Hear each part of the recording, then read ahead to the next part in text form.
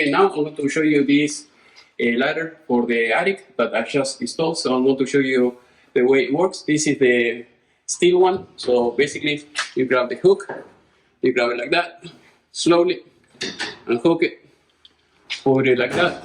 Once it's like this, here, as you can see here, you have the hook here and there.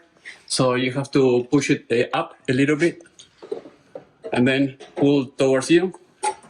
And then once you have it like that, you can pull it by hand. And that's it. So you can see, and then you can start climbing the ladder just fine.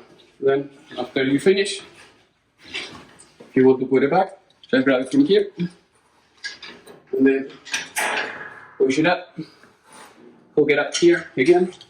So that way you know you have a place to hook it in the right place. There we go. Once you put it like that, close it. And if you don't want it to slam, just grab it from here. And then, you release it little by little. And that's it.